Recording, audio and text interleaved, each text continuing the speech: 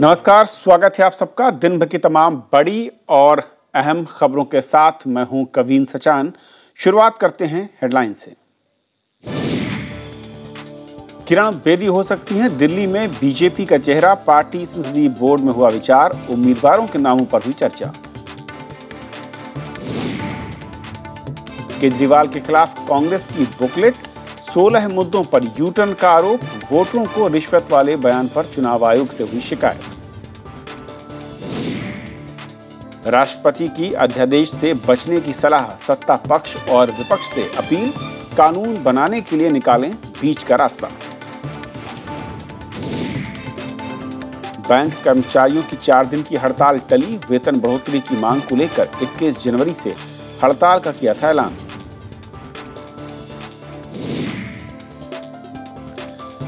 जाने माने फिल्मकार प्रहलाद नीलानी बने सेंसर बोर्ड के नए अध्यक्ष। इस्तीफा विवाद के बाद सरकार ने नियुक्त किए 9 और सदस्य।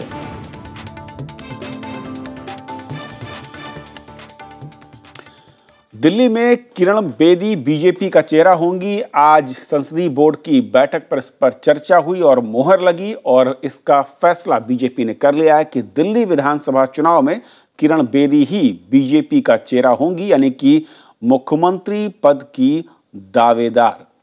और इसका ऐलान किया अमित शाह ने। पार्टी की परंपरागत सीट है और मैं मानता हूं कि पूरा संगठन भारतीय जनता पार्टी का, जब से किरण जी ने भारतीय जनता पार्टी में सदस्यता ग्रहण की है, एक उत्साह का अनुभव कर रहा है, एक हौसला उनका बढ़ा है और अब मुख्यमंत्री पद के प्रत्याशी के रूप में उनकी घोषणा होने के बाद, उनके नेतृत्व में चुनाव लड़ने की अधिकृत घोषणा होने के बाद, भारतीय जनता पार्टी का संगठन का हर कार्यकर्ता इस लड़ाई में नए विश्वास के साथ जाएगा, एक नए जोश के साथ जाएगा और निश्चित ही पूर्ण बहुमत के साथ दिल्ली में भारतीय जनता पार्टी की सरकार बनेगी। धन्यवाद। एक कर सारे स्टेटमेंट को मैंने खुद बातचीत की है। मीडिया ने तोड़ मरोड़ कर रखे हैं। पार्टी में कोई विवाद नहीं है। इस निर्णय के लिए कैडर का टॉप से बॉटम तक का हर कार्यकर्ता सहमत है। बीजेपी ने किरण बेदी को अपना मुख्यमंत्री का दावेदार घोषित कर दिया है। दिल्ली विधानसभा चुनाव में कुछ देर पहले जो बैठक हुई दिल्ली में संसदीय बोर्ड और उससे पहले चुनाव जो प्रचार समिति है, उसमें साफ तौर पर नाम पर चर्चा के अलावा उस पर मुहर लगाने का काम हुआ। नहीं, आपकी माहिती ठीक नहीं है। आपकी माहिती ठीक नहीं है। नरेंद्र मोदी जी को हम हमेशा कैंडिडेट बनाकर ही लड़े हैं। शिवराज जी को लड़े हैं। राजस्थान में हमारी सरकार नहीं थी, वसुंधरा जी को लड़े। अरे सुनिए तो, आप हमेशा कह रही है इसलिए कह रहा हूं। और पार्टी की रणनीति होती है, जो राज्य के चुनाव का माहौल होता है, उसमें सभी चीजों का हिसाब कर कर पार्टी जो तय करती है, वो रणनीति के हिसाब से फैसले होते हैं।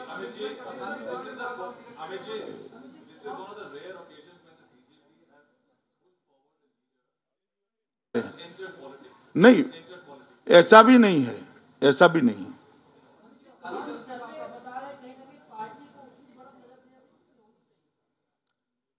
देखिए, भारतीय जनता पार्टी शुरुआत से हर क्षेत्र में अच्छा काम करने वाले लोग भारतीय जनता पार्टी में आए, भारतीय जनता पार्टी को राजनीति में अपना प्लेटफॉर्म बनाए और राजनीति में कंट्रीब्यूट करे, इसकी पक्षधर रही है। पहले भी खंडूरी जी भी आए हैं। कई लोग अनेक क्षेत्रों से आकर भारतीय जनता पार्टी में जुड़े हैं और अच्छे पदों पर अच्छा एडमिनिस्ट्रेशन और अच्छा शासन देश को दिया है। एक एक कर करिए भाई।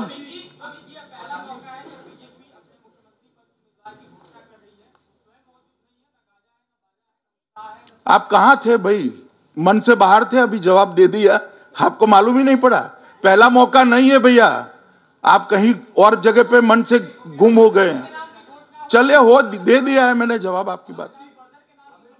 तो बीजेपी ने ऐलान कर दिया। श्याम सुंदर हमारे साथ जुड़ रहे हैं इस वक्त सीधे। श्याम, जिसकी लगातार चर्चा हो रही थी, भले ही विवाद खड़ा हुआ किरण बेदी को लेकर अब, लेकिन आधिकारिक तौर पर बीजेपी ने ऐलान कर दिया, यानी कि वो तमाम जो कैडर की लड़ाई चल रही थी या बाहरी के बीच में एक लाइन खींची जा रही थी, उसको आलाकमान ने दरकिनार कर दिया। नहीं, बिल्कुल, जैसा कि हमने सुबह से ही ये बात लगातार कही कि बेशक कुछ लोग इस बात का विरोध कर रहे हैं, हालांकि बहुत खुलकर विरोध नहीं हुआ था, लेकिन वो असहज महसूस कर रहे थे कई लोग। जो वरिष्ठ नेता, कई सांसद हैं, उनका भी विरोध सामने आ रहा था। लेकिन जिस तरह से पार्टी ने इन लोगों को चेतावनी दी और उसके बाद जिस तरह से उनके बयानों में बदलाव आया, उससे बिल्कुल स्पष्ट था कि केंद्रीय नेतृत्व ने यह बिल्कुल साफ कर दिया था प्रदेश इकाई को कि उनका जो फैसला है किरण बेदी को पार्टी में लाने का, उनको बीजेपी का दिल्ली में चेहरा बनाने का, उसको चुनौती देने की कोई गुंजाइश नहीं है। ये बिल्कुल साफ साफ केंद्रीय नेतृत्व की तरफ से आया था। और जो जिस वक्त किरण बेदी ने बीजेपी ज्वाइन की थी, जिस हाई प्रोफाइल तरीके से उनको ज्वाइन कराया गया था, उनकी पहले प्रधानमंत्री नरेंद्र मोदी से मुलाकात हुई, उसके बाद खुद बीजेपी के अध्यक्ष अमित शाह ने उनको इंट्रोड्यूस किया मीडिया के सामने, और वित्त मंत्री अरुण जेटली मंच पर मौजूद रहे। और इन दोनों ही नेताओं ने, अमित शाह और अरुण जेटली ने, उस दिन ही ये इशारा किया था कि वो ना सिर्फ चुनाव लड़ेंगे, उनका एक अहम रोल दिल्ली चुनाव में बीजेपी की तरफ से होगा। और ये बात लगातार, इसलिए कोई हैरान करने वाली बात नहीं है कि उनको मुख्यमंत्री के तौर पर, औपचारिक तौर पर उनके नाम की घोषणा की गई, क्योंकि जिस तरह से उसके बाद किरण बेदी की जो गतिविधियां रही, और कल यानी रविवार को जब दिल्ली के तमाम सांसदों को बीजेपी की तरफ से कहा गया कि वो किरण बेदी के घर पर जाएं, उनको ब्रीफ करें कि उनकी अलग अलग जो संसदीय क्षेत्र हैं उसमें उन्होंने क्या काम किया है, क्या बीजेपी की उपलब्धियां रही हैं, इसके बारे में किरण बेदी जी को ब्रीफ किया जाए, तो ये बिल्कुल साफ था कि अरविंद केजरीवाल के सामने किरण बेदी बीजेपी का चेहरा होंगी दिल्ली में। और श्याम, एक आखिरी सवाल, लिस्ट जो आनी थी, अंतिम मोहर लग चुकी है, क्या उम्मीद करें?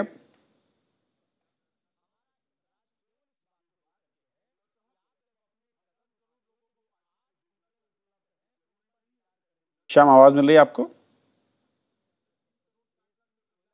जी जी जी जी श्याम, कैंडिडेट्स की जो लिस्ट आने वाली थी, उस पर चर्चा भी हुई, अंतिम मोहर भी लगी, क्या जानकारी मिल रही है?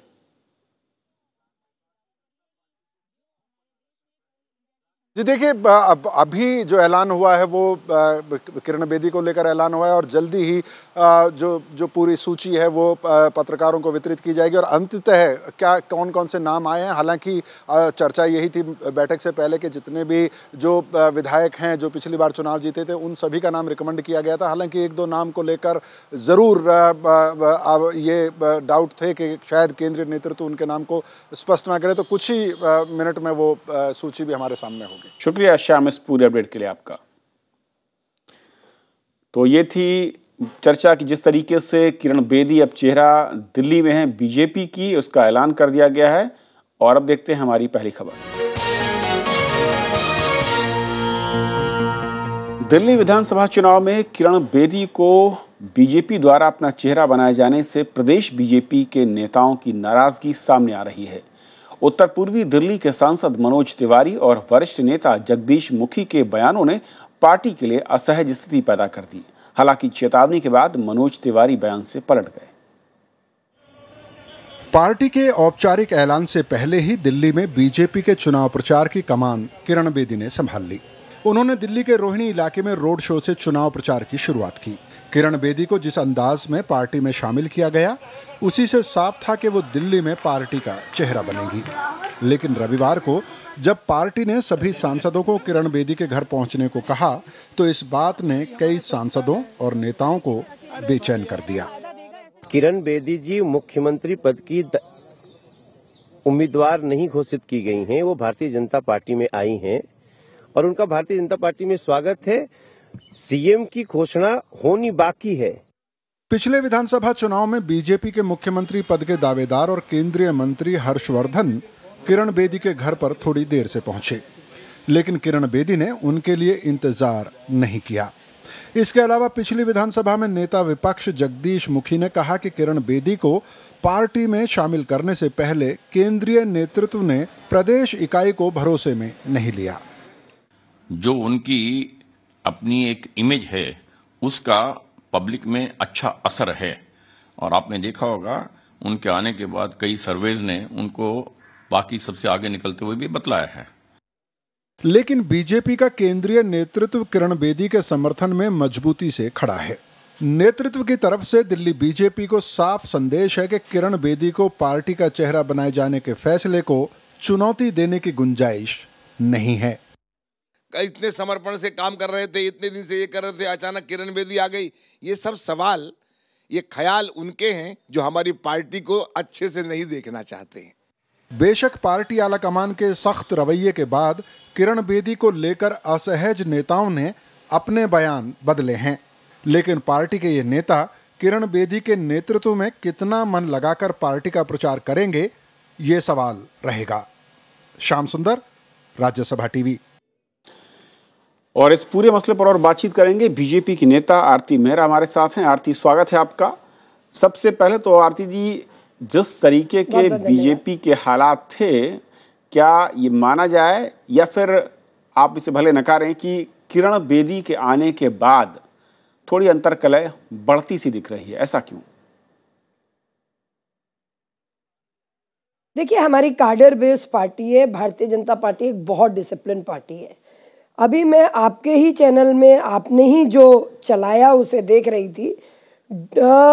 प्रोफेसर जगदीश मुखी ने कुछ भी ऐसा नहीं कहा है कि किसी भी तरह से आप उसमें कुछ रीड करने की कोशिश करें। वो बड़े नेता हैं और उन अनुभवी नेता हैं, कार्डर बेस के हैं, आरएसएस से जुड़े हुए हैं।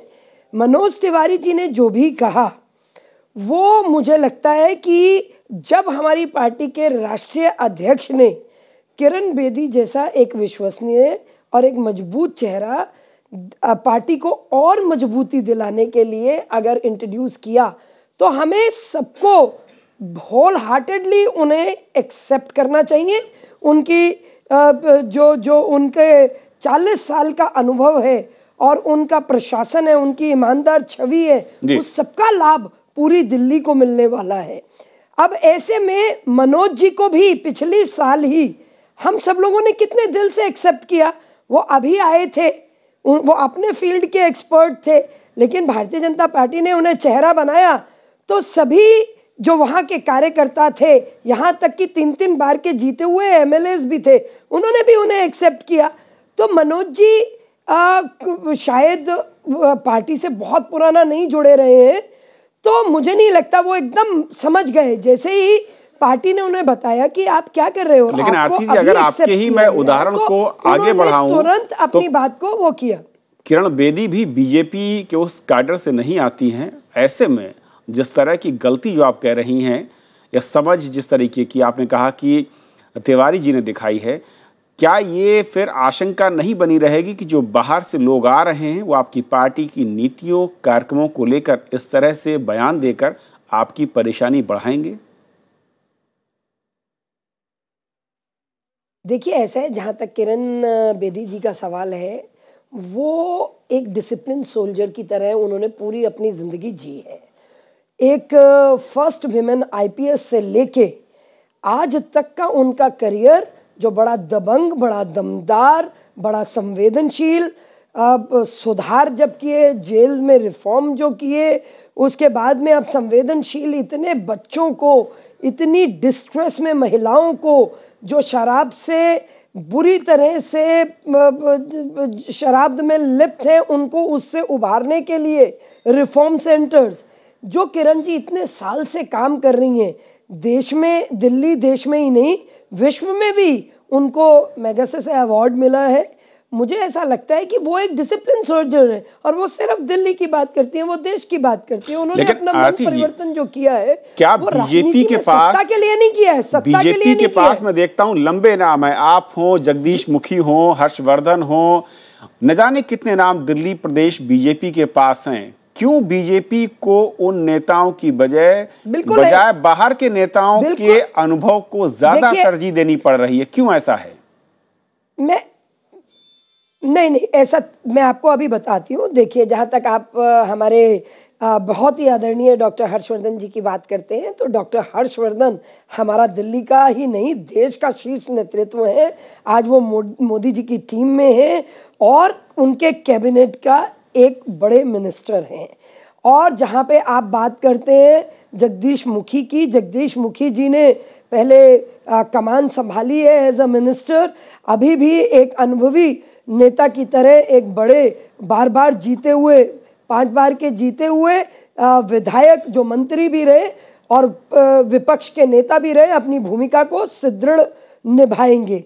और जो बात आप कहते हैं कि किरण बेदी जी की, तो देखिए अरविंद केजरीवाल और अन्ना हजारे के आंदोलन से एक जो व्यवस्था परिवर्तन और एक जो बदलाव की आंधी चली जिसमें अरविंद केजरीवाल जी ने बिना कुछ किए अपने फेस का एक प्रोजेक्शन किया जबकि उनके अनुभव में कुछ ऐसा नहीं है और उस प्रोजेक्शन उस बहकावे में अब कहीं ना कहीं जो दिल्ली का 1 साल बड़ा नुकसान हुआ, ऐसे में एक चेहरा आरती जी मेरा सवाल बहुत सीधा था कि क्या बीजेपी, आप लोग खुद कहते हैं कि बीजेपी ताकतवर है, कई सारे नाम हैं, दर्जनों नाम है दिल्ली बीजेपी में, ऐसे में उन्हें दिल्ली में किरण बेदी, शाजिया इल्मी, बिन्नी और कांग्रेस से केंद्रीय मंत्रियों को अपनी पार्टी में शामिल करने की जरूरत क्यों पड़ रही? क्यों स्थिति कहा जा रही कि इनके आने से मजबूत होगी? तो क्या ये कहा जाए कि वर्तमान स्थिति खराब है?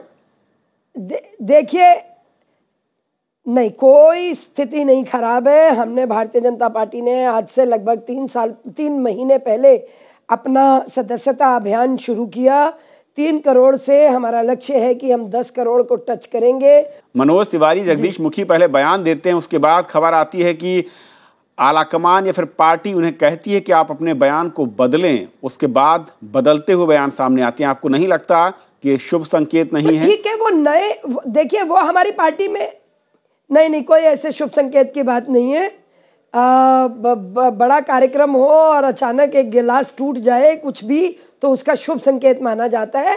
उन्होंने जो एक बात कही उसके बाद उन्होंने जिस बेहतरी से उसको वापस भी अपने शब्द ले लिए, वो हमारी पार्टी में बहुत सम्मानीय है। हमारे मेंबर पार्लियामेंट बन के आए और उस क्षेत्र की जनता उन्हें बहुत प्यार करती है, वो अपना पूरा प्रतिनिधित्व करते हैं पूर्वांचल वोटों का। तो मुझे ऐसा लगता है ऐसी कोई बात नहीं है। चलिए आरती जी, बहुत बहुत शुक्रिया वक्त देने के लिए और बातचीत करने के लिए आपका। ये बड़े दिल की पार्टी है पूरे। धन्यवाद।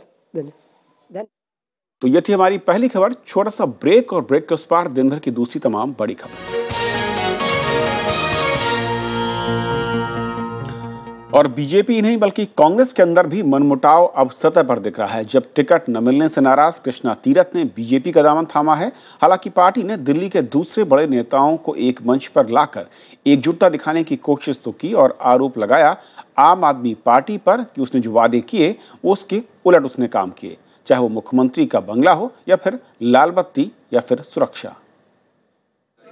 कांग्रेस के निशाने पर अरविंद केजरीवाल हैं। पार्टी ने सोमवार को एक बुकलेट जारी करके आम आदमी पार्टी के संयोजक पर यू टर्न के आरोप लगाए और 16 मुद्दों पर उन्हें घेरने की कोशिश की।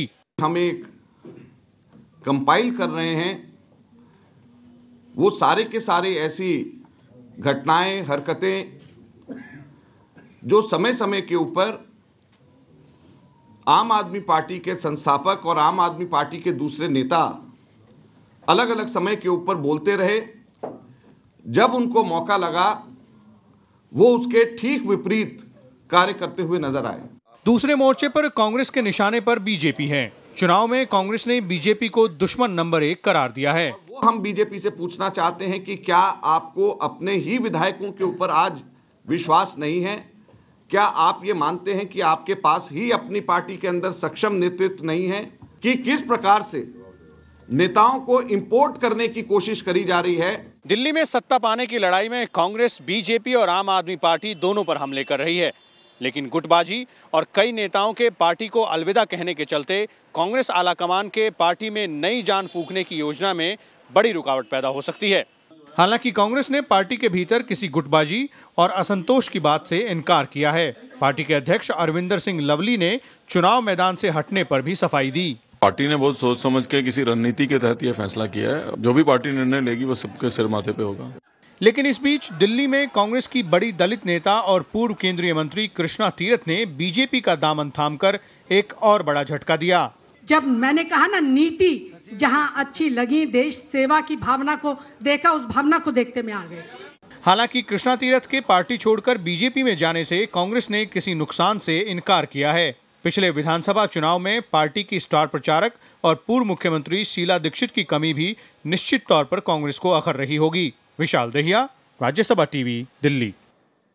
तो यूपीए सरकार में मंत्री रही कृष्णा तीरथ ने बीजेपी में शामिल होने पर सफाई दी। राज्यसभा टीवी से बातचीत में उन्होंने कहा कि कांग्रेस की विचारधारा अब कमजोर पड़ गई है। दिल्ली का चुनावी दंगल अब बेहद दिलचस्प होता जा रहा है। कृष्णा तीरथ ने बीजेपी ज्वाइन करी है, क्या वजह रही आपने जो बीजेपी ज्वाइन करी है? देखिए, मैंने कहा कि इस देश में प्रजातंत्र में हर चीज संभव है, सबको अधिकार है, सबकी अलग अलग विचारधारा है, और जो अच्छी विचारधारा हमारी कांग्रेस की थी वो धीरे धीरे क्षीण हो गई, कमजोर हो गई। वो तमाम मोती गिर के बिखर गए, किसी को कानों कान तक खबर नहीं है, वो डिसिप्लिन नहीं रहा, वो व्यवस्था नहीं रही। लंबे अरसे से रही हैं कांग्रेस में मैम, आप बहुत लंबे अरसे से, आप विधायक से लेकर केंद्रीय मंत्री तक का आपने सफर तय किया। अब आपको क्यों लगा, खास दिल्ली चुनाव से पहले? मैंने कहा अभी तक बहुत अच्छी विचारधारा चलती आ रही थी, जो विचारधारा कमजोर हुई हमने तभी भी बहुत शक्ति देने की कोशिश की और बार बार कहा कि डिसिप्लिन बनाओ, इकट्ठे चलो। हर व्यक्ति को एक जगह पे जो एक होता है पार्टी में और घर में भी, सबको बैठ के एक तरह तय करो कि किसको क्या काम करना है। लेकिन वहाँ देखा वो चीज़ नहीं थी, सब अपना अपना अलग अलग बिखर रहे थे और उस विचारधारा को वो सोचते थे कि हमारा जो काम चल रहा बस ठीक है, बाकी जाए पार्टी कहीं भी। जब ये सब सोच हम आम लोगों में आने लगी, इससे लगा कि ये अगर पार्टी में काम रह गया तो ये पार्टी देश की सेवा नहीं कर पाएगी, और इसीलिए मुझे जन सेवा देश सेवा में आगे आके भाजपा को ज्वाइन करना पड़ा। कृष्णा तीरथ क्या दिल्ली में चुनाव लड़ेंगी? ये कोई मेरी अपनी विचार नहीं है, ये पार्टी डिसीजन के ऊपर होता है। अब ये बात राष्ट्रपति प्रणब मुखर्जी ने केंद्र सरकार को अध्यादेश से बचने की सलाह दी है। राष्ट्रपति ने कहा कि संविधान में विशेष परिस्थितियों में ही अध्यादेश का प्रावधान है, लेकिन हर तरह के कानून के लिए ये रास्ता अख्तियार नहीं किया जाना चाहिए। उन्होंने सत्ता पक्ष और विपक्ष से असहमत के बावजूद कानून पर बीच का रास्ता निकालने की अपील की। राज्यसभा में कई अहम बिल पारित न होने के बाद सरकार ने कई कानूनों को अध्यादेश के जरिए लागू किया। राष्ट्रपति ने केंद्रीय विश्वविद्यालयों और रिसर्च संस्थानों के छात्रों से वीडियो कॉन्फ्रेंसिंग के दौरान ये बात कही। सरकार आम बजट में इस बार सब्सिडी पर कोई बड़ा ऐलान कर सकती है। केंद्रीय वित्त मंत्री अरुण जेटली ने आज इस बात के संकेत दिए। उन्होंने एलपीजी समेत हर तरह की सब्सिडी को धीरे धीरे तर्कसंगत बनाने पर जोर दिया। वित्त मंत्री का ये बयान ऐसे समय आया है जब यूरिया कीमतों को बाजार के हवाले करने की खबरें मिल रही हैं। चेन्नई में भारतीय उद्योग परिसंघ के कार्यक्रम में वित्त मंत्री अरुण जेटली ने आम बजट से पहले सरकार की प्राथमिकताएं गिनाई। उन्होंने कहा कि व्यय प्रबंधन आयोग की अंतरिम रिपोर्ट का अध्ययन हो रहा है। आयोग ने सब्सिडी कम करने के कई सुझाव दिए हैं। On subsidies, whereas we are concerned with subsidies for the poor, for the weaker sections, a rationalization is required. सरकार हर साल सब्सिडी पर लाखों करोड़ रुपए खर्च करती है, लेकिन जरूरतमंदों तक सब्सिडी नहीं पहुंचना भी एक आम शिकायत है। वित्त मंत्री ने आर्थिक नीतियों में स्थिरता को तेज विकास से जोड़ा। There will have to be stability and consistency of policy. We'll certainly have to move in one direction, and we'll have to doggedly pursue that path. वित्त मंत्री ने भूमि अधिग्रहण कानून में अध्यादेश के जरिए बदलाव का बचाव किया। उन्होंने कहा कि विकास होने से किसानों का फायदा होगा और जमीन की कीमत भी बढ़ेगी। Bureau report, Rajya Sabha TV. Sunanda Pushkar की हत्या के मामले में पूर्व केंद्रीय मंत्री और कांग्रेस नेता शशि थरूर से आज शाम पुलिस ने पूछताछ की। शशि थरूर को पुलिस ने नोटिस भेजा था, वो आज ही दिल्ली पहुंचे। दक्षिण दिल्ली के वसंत विहार पुलिस स्टेशन में उनसे पूछताछ हुई है। अमेरिकी राष्ट्रपति बराक ओबामा की भारत यात्रा के मद्देनजर सुरक्षा के कड़े इंतजाम किए जा रहे हैं। वो 25 जनवरी को दिल्ली पहुंचेंगे। आतंकी वारदात के अलर्ट के बाद जम्मू कश्मीर से लेकर दिल्ली तक सुरक्षा व्यवस्था कड़ी कर दी गई है। अमेरिका की तरफ से भी सुरक्षा इंतजामों को लेकर खास सावधानी बरतने की बात कही जा रही है। यहां तक कि अमेरिका ने पाकिस्तान को भी चेतावनी दे दी है। बीएसएफ ने जम्मू कश्मीर में पाकिस्तान से लगती अंतर्राष्ट्रीय सीमा पर चौकसी बढ़ा दी है। 1200 अतिरिक्त जवानों को इस काम में लगाया गया है। सीमा पर घुसपैठ की वारदातें बढ़ने के बाद ये फैसला लिया गया। खुफिया एजेंसियों से मिल रही जानकारी के मुताबिक लश्कर तैयबा बराक ओबामा के दौरे के वक्त दहशत मचाने की फिराक में है। वो स्कूल और धार्मिक स्थलों को निशाना बना सकता है, लेकिन सरकार इसे सामान्य कदम बता रही है। कोई भी राष्ट्र का राष्ट्रपति या प्रधानमंत्री आता है, उनके लिए जो व्यवस्था करना पड़ता है वो हमारा देश का रिस्पॉन्सिबिलिटी है। किसी एक विजिट को लेकर के अलग सा इशू बनाना वो ठीक नहीं है। बराक ओबामा की सुरक्षा के लिए 7 स्तरीय सुरक्षा घेरा तय किया गया है। 15,000 सीसीटीवी कैमरों से जमीन से आसमान तक नजर रखी जाएगी। अर्धसैनिक बलों के 10,000 और दिल्ली पुलिस के 80,000 जवान राजपथ और आसपास के इलाकों पर नजर रखेंगे। इस बीच अमेरिका ने पाकिस्तान से 2 टूक कहा है कि ओबामा के भारत दौरे के वक्त कोई आतंकी वारदात नहीं होनी चाहिए। अमेरिका ने कोई वारदात होने पर गंभीर परिणामों की चेतावनी दी है, लेकिन अमेरिका की चेतावनी को जानकार गलत मान रहे हैं। ओपन मैसेज दे रहे हैं मीडिया के अंदर पाकिस्तान को कि 3 दिन कुछ ना करे। इसका मतलब क्या है कि 3 दिन कुछ ना करे, बाकी साल भर पाकिस्तान करता रहे। तो ये कि अमेरिका का कहना बहुत गलत है। पाकिस्तान के आतंकी संगठन अमेरिकी राष्ट्रपति की यात्रा के वक्त वारदात करने की कोशिश करते हैं।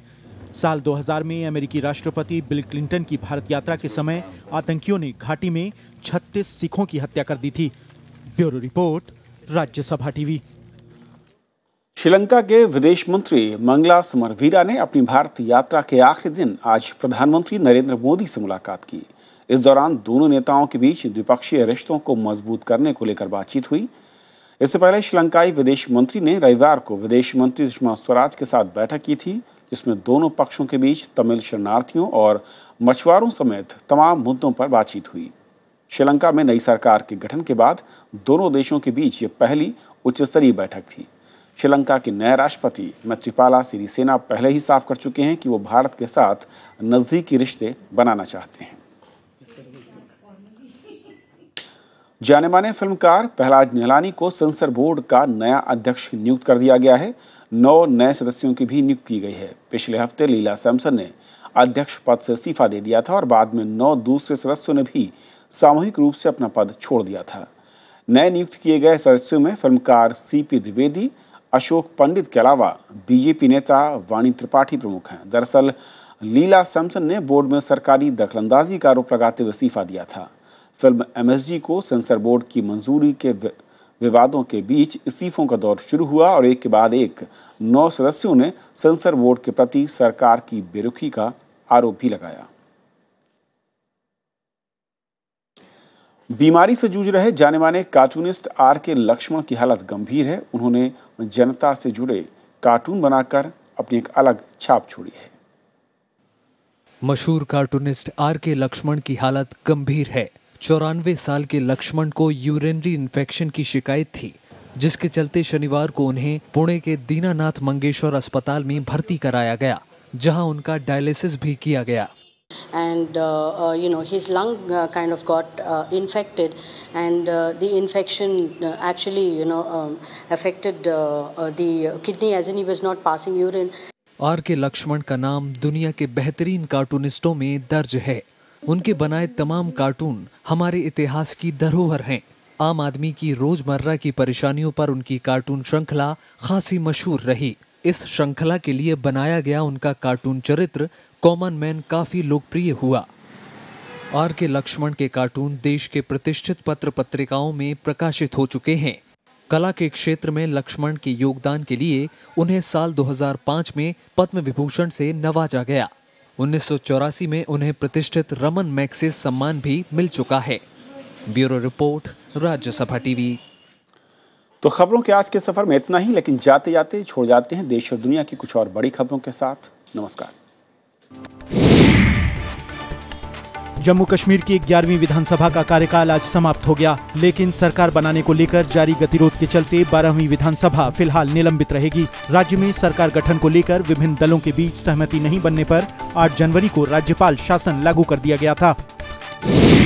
असम के चिरांग जिले में सेना और पुलिस ने साझा अभियान में NDFBS के 11 उग्रवादियों को गिरफ्तार कर लिया। उग्रवादियों के पास से हथियार और गोला बारूद का बड़ा जखीरा भी बरामद किया गया।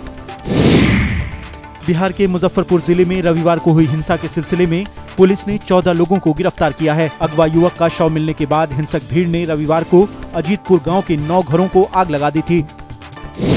बांग्लादेश में विपक्ष की नेता खालिदा जिया की 17 दिनों से जारी नजरबंदी को आज खत्म कर दिया गया। बीएनपी ने विवादित आम चुनाव की पहली सालगिरह के मौके पर 5 जनवरी को देश भर में विरोध प्रदर्शन का ऐलान किया था। 3 जनवरी से खालिदा जिया को पार्टी दफ्तर में ही नजरबंद कर दिया गया था।